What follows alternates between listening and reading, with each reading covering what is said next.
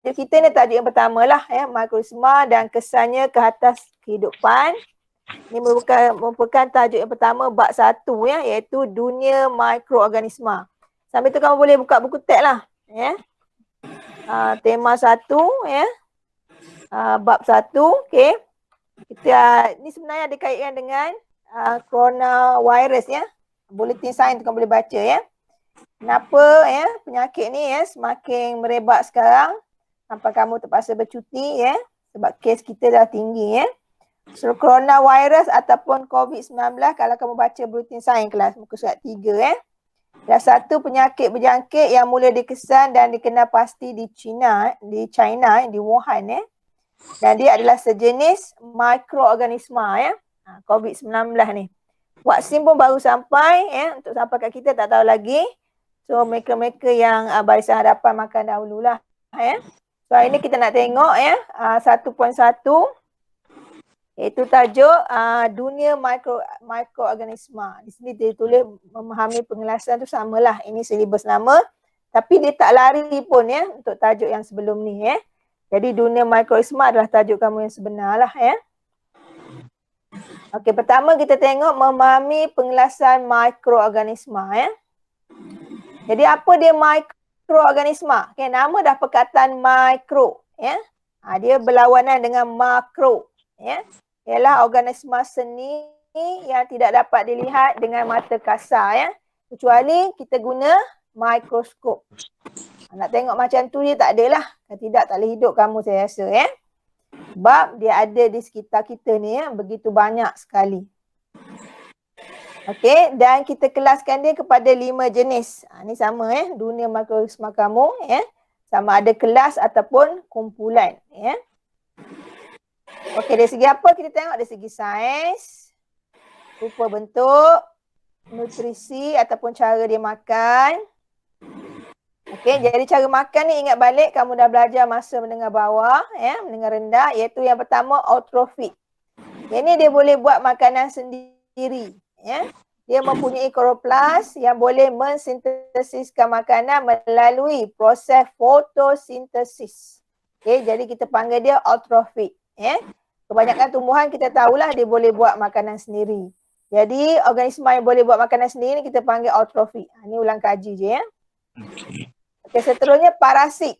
Ya, yang ni menyerap makanan daripada benda hidup. Okey, dia tumpang benda hidup, benda mati tak main. Ya.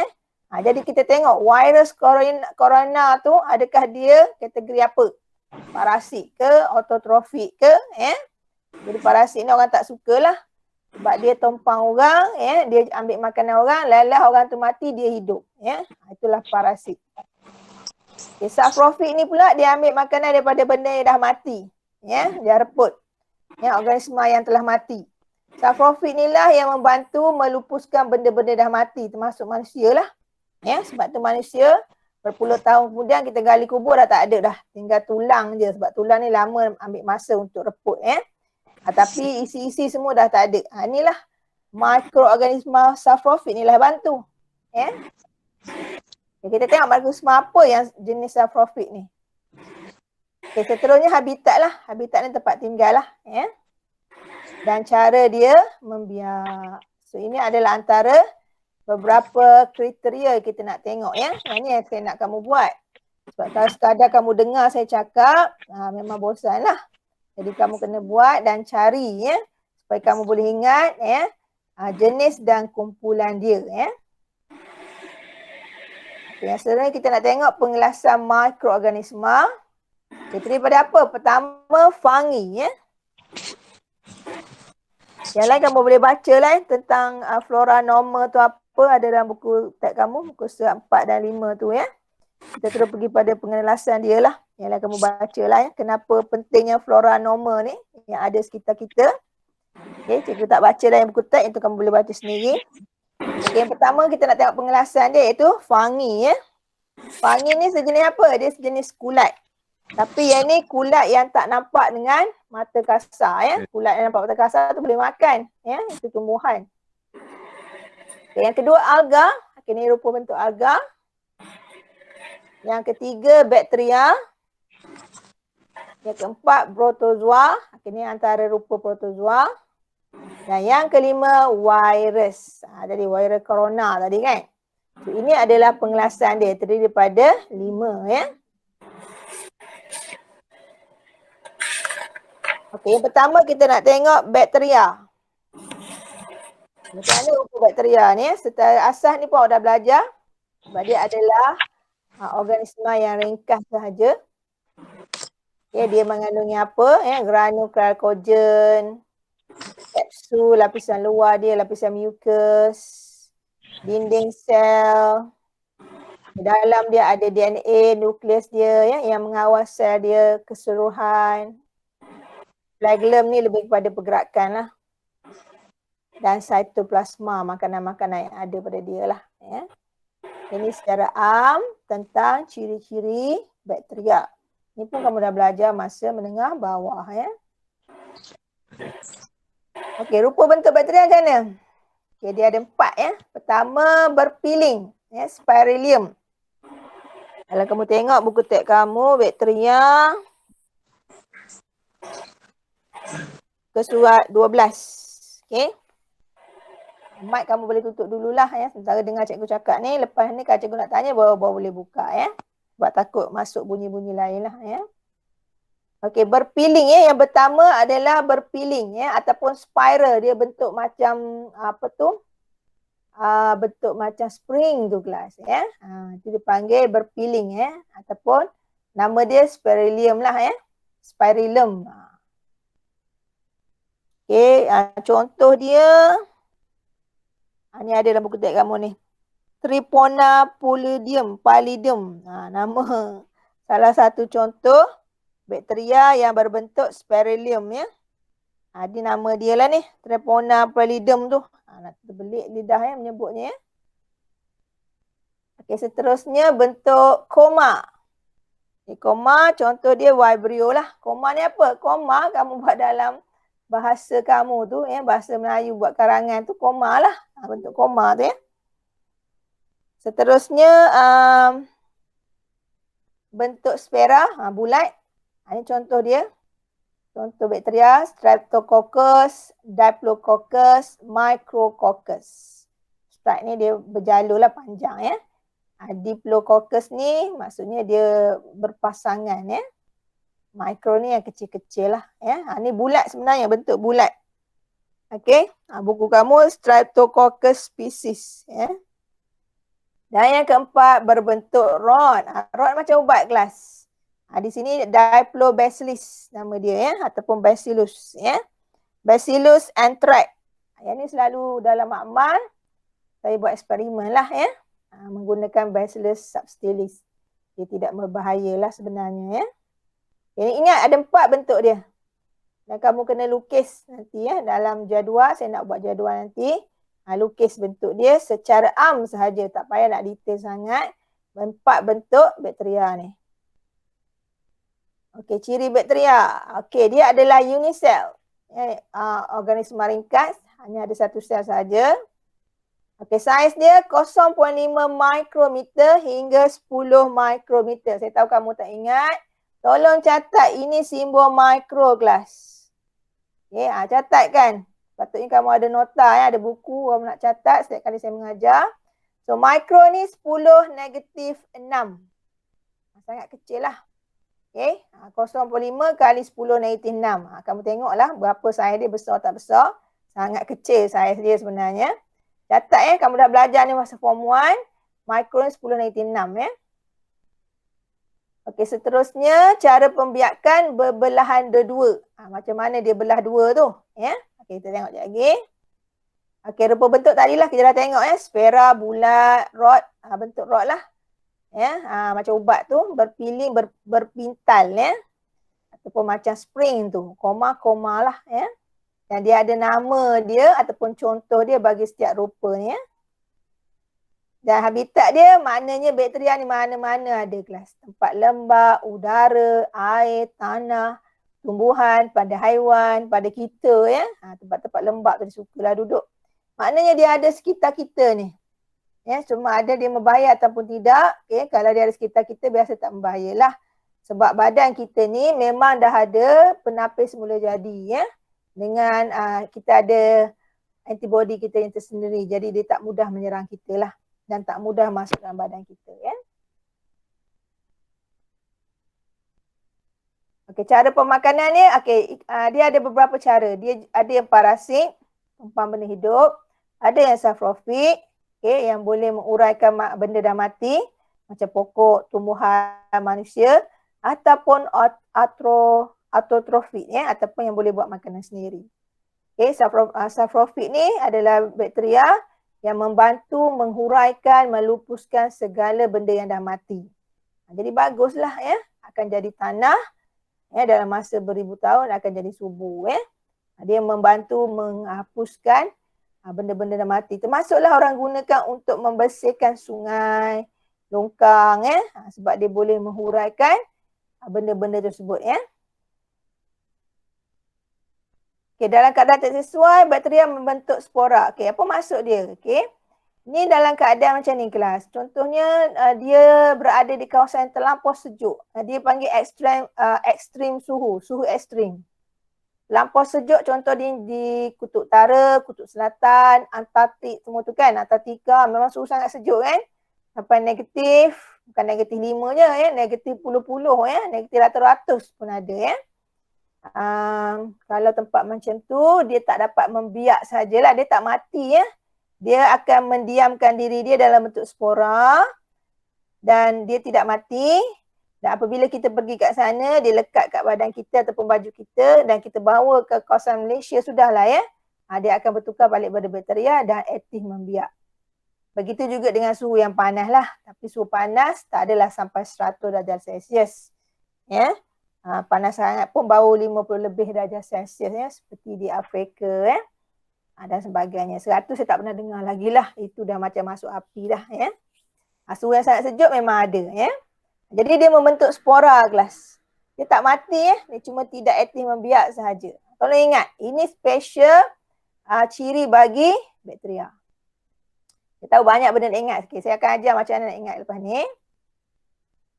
Pembiakan. Macam mana dipanggilkan belahan dua-dua. Kita tengok Dia membiak secara belahan dua kan. Mula-mula sekali dia menggumpal dan menjelaskan keadaan dia. So dia membesar seterusnya genetik dia ni dia macam duplicate. Nampak? Duplicate sendiri. Ni hebat ciptaan Allah ni. Benda ni kecil kita tak nampak. Nampak dia duplicate sendiri. Lepas tu dia mula mengganda. Nampak? Dia dah mula nak bentuk sel baru. Nampak? Ni. Dah mula lekuk ujung ni kan. Sel membahagi di tengah. Dah akhirnya dapat dua. Macam tu je kelas Dia duplicate dia punya genetik. Dia mula mengganda. Dia bahagi dua dan dapat dua sel. Inilah hebatnya ciptaan Allah. Menjadikan dia dapat membiak secara belahan dua je. Kalau manusia dapat bentuk macam tu, mudahlah tapi manusia tidak begitu Manusia ni ciptaan Allah yang paling hebat dan sempurnalah antara makhluk-makhluk yang lain Ini gambar benar dia lah yang dia ambil secara mikroskop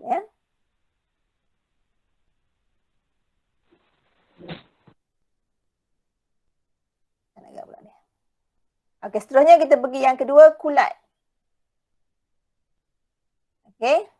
Alif tu kenapa pula keluar tu?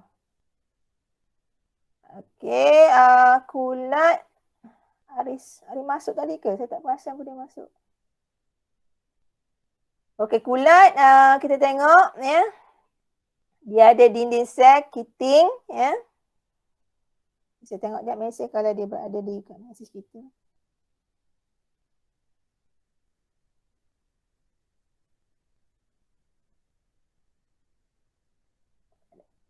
Ni ada punya struktur asas. Dia ada nukleus. Dia ada membran sel, lapisan luar dia. Dia ada cytoplasma, granuloglycogen, vacuole dan tunas dia. Ini adalah contoh ciri-ciri yang ada pada yeast. Ini ciri dia lah secara am inilah. Ini apa dia? Ini adalah bagaimana dia berada pada makanan kita Itu dia akan membentuk spora. Ni spora ni tak sama dengan spora bakteria tadi ya. Yang tadi membentuk spora bakteria tadi berada dalam keadaan spora apabila berada di suhu yang ekstrim. Okey, yang ni spora yang ni lain ya. Yang ni untuk dia membiak ya. Ini roti yang telah ditumbuhi kulat ya. Dia merebak secara spora ni lah ya.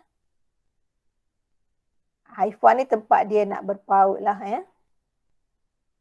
Sporagium ya, sebelum dia pecah, dan bila pecah dia jadi spora dan terbebas.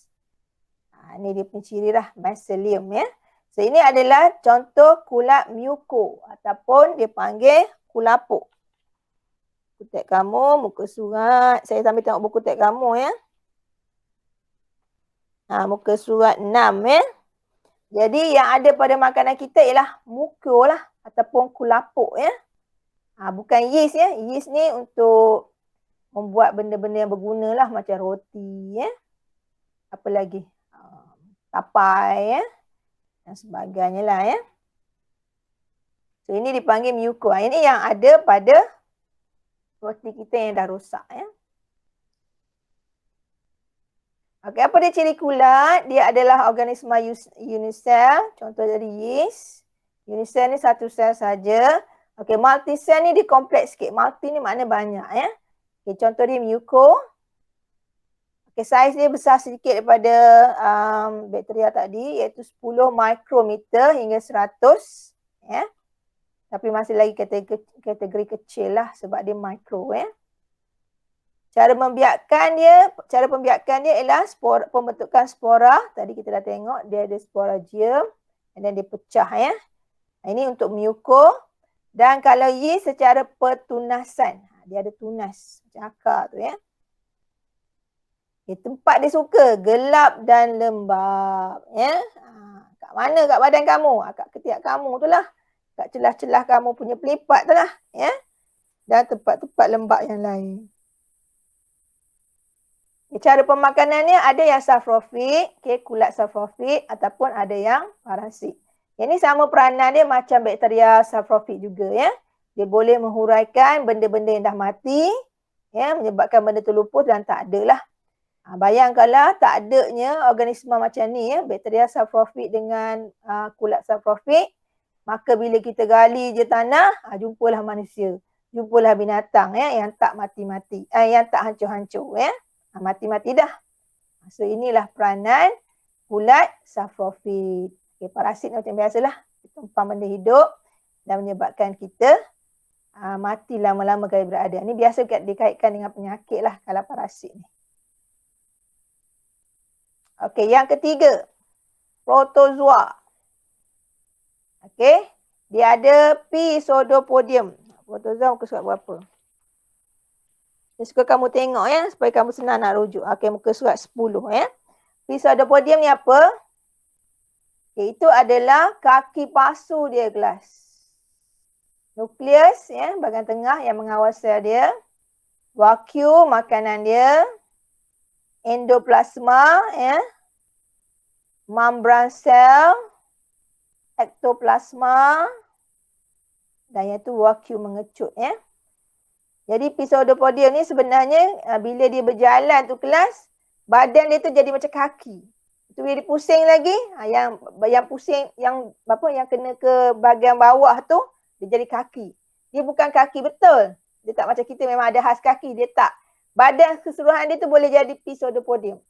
Setiap kali dia kena katalah dia kena lantai, dia akan gerak macam tu. Lepas tu pusing lagi, yang atas tu jadi kaki lagi. Dia macam tu. Itu dipanggil Pseudopodium ya. Kaki palsu, bukan kaki betul lah. Tapi untuk pergerakan dia ya. Yang ni protozoa jenis ameba. Ni ada ameba ya, yang ada kaki palsu ni. Okey, yang ada bulu-bulu ni apa pula ya? Ni juga protozoa. Dia ada micronukleus, dia ada vakuum makanan. Okey, dia ada oral groove ya. Macronukleus, cilia ni rambut kat luar dia untuk pergerakan dia juga. Vakuum mengecut. Okey, dah habis dah, tak ada tengok tadi ya. Kita tengok balik. Okey, ini adalah jenis Protozoa nama dia Paramecium species. Ada muka surat 10. Darjah 1.9. Okey, ciri dia. Ciri dia organisme manusia. Okey, saiz dia pun besar 5 hingga 250. Cara pembiakan dia berbelahan dua-dua bagi ameba dan pengkonjugatan bagi Paramecium. Apa dia pengkonjugatan ni? Okey.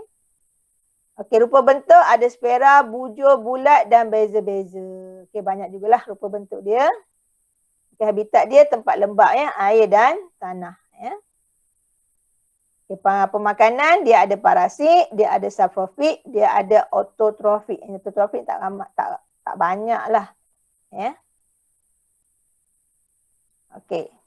Jadi itu adalah ciri protozoa ya. Kita tengok terus yang keempat ya. Virus ya. Okey, bentuk berudu ni. Ya, bentuk berudu dipanggil Bacteriophat lambda. Nama Bacteriophat tapi dia bukan bakteria ya. Dia adalah virus.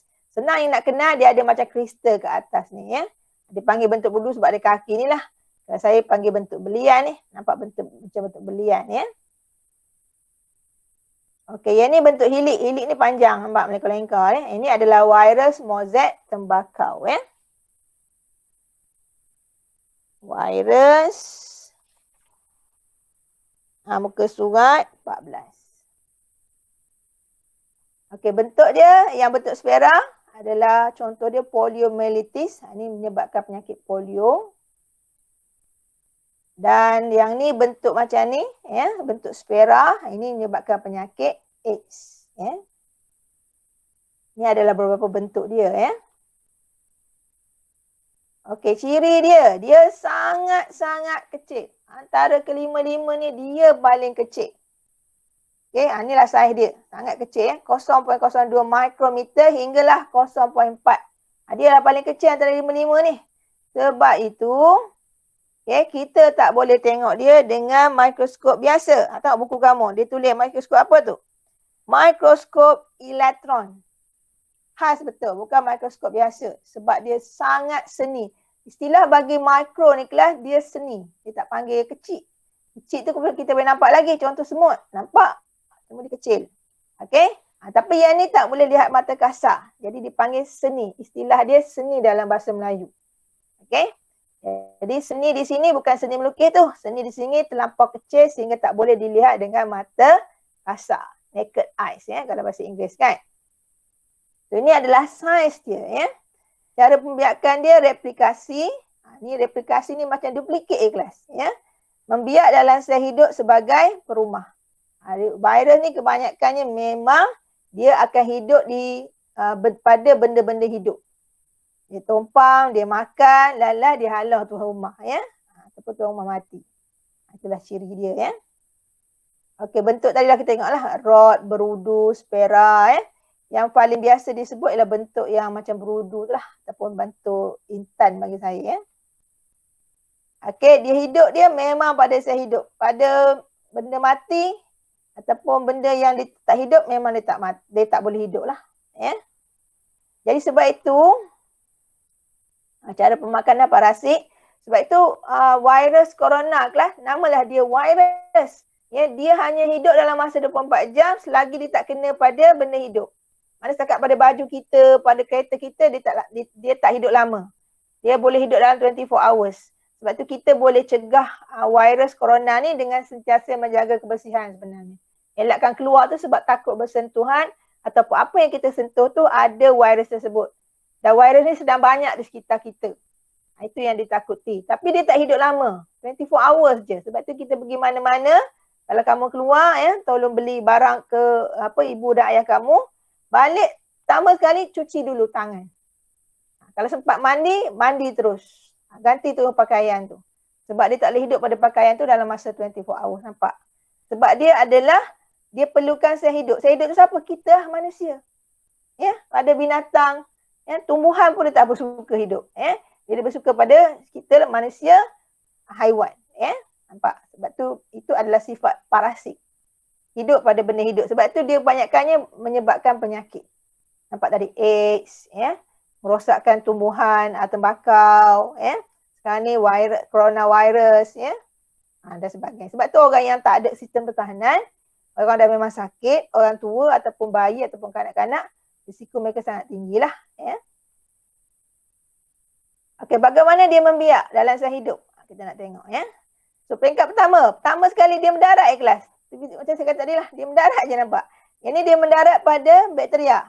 Bakteria tu lebih besar daripada dia. Dia kecil lagi ya. Nampak dia mendarat di atas rumah. Okay, ini gambar dia kelabu sikit ya. Dan dia suntik apa? Dia suntik DNA dia. Ini yang macam bentuk berudu tadi. Ini ataupun bentuk intan. Dia suntik DNA dia. Okey. Okey, seterusnya bahan genetik viral menggunakan bahan. Okey, bila dia dah suntik kelas, dia akan guna apa yang ada pada perumah ni untuk dia membiak. Dia makan perumah punya makanan ya. Okey, peringkat ketiga dia dah mula membentuk. Tadi dia mendarat ya, tumpang sekejap, dia kata tumpang duduk. Okey. Sambil duduk tu dia suntik dia punya DNA. Bila dia dah suntik, dia tumpang makan pula peringkat kedua ya. Okay, peringkat ketiga dia dah mula ada dah. Nampak dia dah mula terbentuk. Dia dah banyak dah dalam sel perumah iaitu bakteria ni ya. Dan last sekali nampak dia dah mula, dia dah jadi virus, dia dah banyak, dia pecah pula sel bakteria ni. Bakteria ni matilah. Dia yang terus hidup. Inilah sifat dia ataupun cara virus membiak dalam sel hidup. Dia sebagai parasit. Okay, ini contoh dia ya. Virus DNA atau RNA yang mengandungi maklumat yang diperlukan untuk membiak memasuki sel perumah sebagai virion. Ini DNA dia kat sini kelas, dekat tempat intan ni. Dia suntik je. Ni dia singgah dekat bakteria. Ni bakteria ni. Bakteria tu dah kecil, dia kecil lagi. Ya. Itulah sifat dia ya, ataupun cara dia membiak.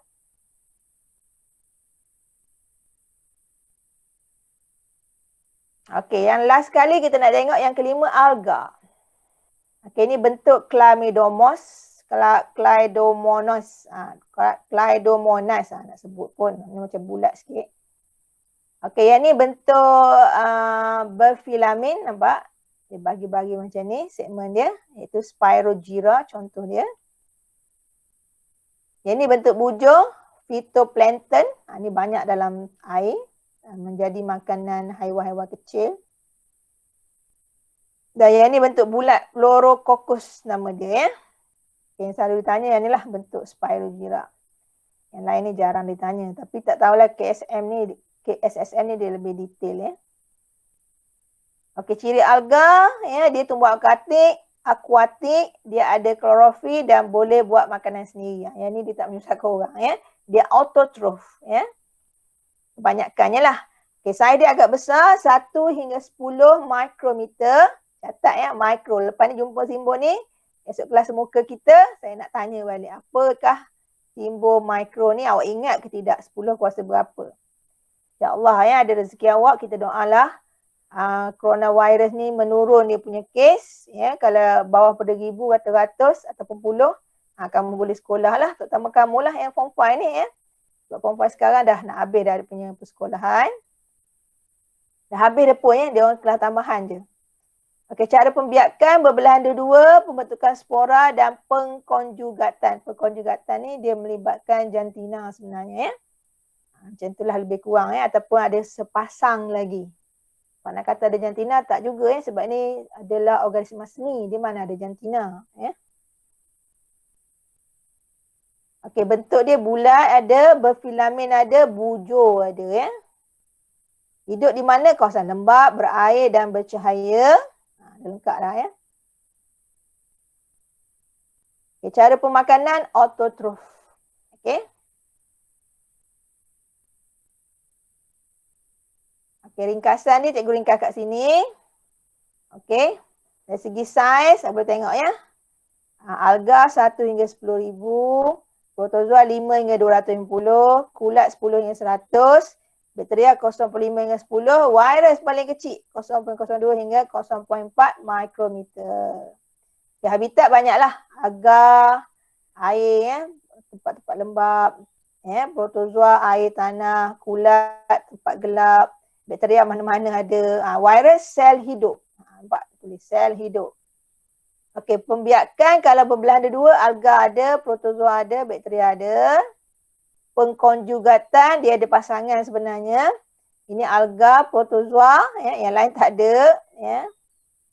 Okey, spora, ya. Spora ni bila dia pecah benih dia merebak melalui udara je kelas. Ini ada alga, kulat dan bakteria, ada secara spora membiak. Penyepihan, ni tak banyak, alga je, ya.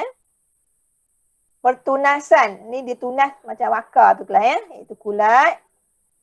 Okey, sel hidup, virus. Nampak special, ya. Dia cara membiak dia sel hidup. Okay, dia tak ada cara lain. Ya. Sebab tu dia ni sebenarnya senang untuk kita hapuskan dia, ya, dengan kita ikut SOP lah yang Kak Jan dah saran pada kita. Ya. Okey, autotron yang boleh buat makanan sendiri. Alga paling banyak, diikuti protozoa dan ada juga bakteria. Nampak virus langsung tak ada. Okay, parasit. Okay, parasit ni dia tumpang tempat benda-benda hidup. Protozoa ada, kulat ada, bakteria ada, virus. Nampak dia the only one memang parasit lah. Saprofit, ni 3 saja. Protozoa, kulat, bakteria. Iaitu dia mendapatkan makanan daripada benda-benda yang dah mati. Okey? Kalau kulat dia banyak suka pada tumbuhan, ya. Kita mati pun samalah kelas. Kulat dan bakteria saprofit lah yang bantu menghancurkan tubuh badan kita. Kecuali orang special je lah, ya. Ada saya dengar orang yang mati 50 tahun, masih elok lagi mayat dia, ya. Bila orang gali kubur untuk pindahkan kubur, ya. Itu orang-orang yang tertentunya, ya Allah bagi maunah lah. Kalau kita orang biasa ni, al-maunah kan, pertolongan pada Allah kan. Kalau Nabi tu dia ada mukjizat. Kita manusia biasa ni, al-maunah lah, pertolongan pada Allah. Itu bagi special case lah, ya. Allah lindungi, ya. Kebanyakannya hancur lah, ya. Ini antara ciri yang telah diringkaskan, ya. Okay, habis dah. Cikgu nak ringkaskan apa? Cikgu nak kamu faham, ya.